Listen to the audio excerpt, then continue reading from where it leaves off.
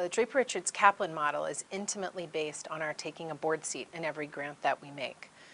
And so what I think has allowed to happen in that context is, in part, you actually are able, I think in a very different way than just being a funder, to interact with the executive director of an organization.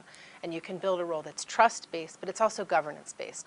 And we're in a position to really help an organization to ask, what do we want our governance group to become? And then to actually be on the nominating committee to identify potential board members and bring them to the organization.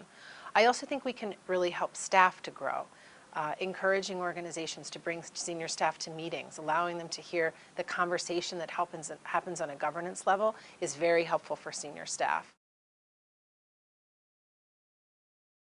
One, I think, is stronger and greater amounts of governance. I think that if you think about the role that good governors can play in an organization, questioning, encouraging people to be planful, being very thoughtful about who comes to a senior leadership team, thinking about ways to build sustainable financing structures, board members are in a unique position to bring up those conversations, to sustain those conversations, and to be institutional memory around those conversations. I think, and this is especially true for early stage organizations, I think as you move into growth models, there's other kinds of capitalization, but for early stage organizations, multi-year general operating financing, there's almost no substitute for that. And it's both because you want a leader to feel like they go into a calendar year not starting from scratch financially. You want to be able to point to funders who've made those significant contributions because it's a signaling mechanism for others. And it allows you to build deeper staff capacity because you know you can pay them. It's an obvious observation, but it's true. So that's the second one I'd say.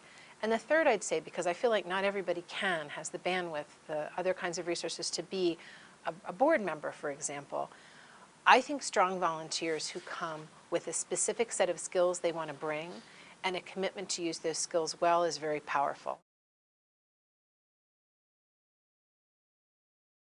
We think about social venture partners as a partner to members of our portfolio because we've been lucky enough to have SVP chapters support organizations before.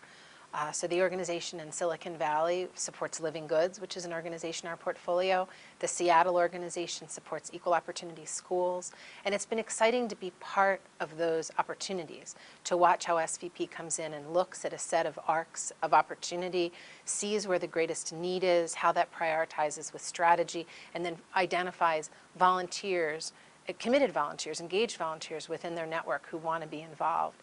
And some of the areas where I've seen great strength include being very planful around sustainability models, being thoughtful around marketing models, and that might be to stakeholders, it could be to potential volunteers, it could be to potential funders, but really like kind of robust ideas.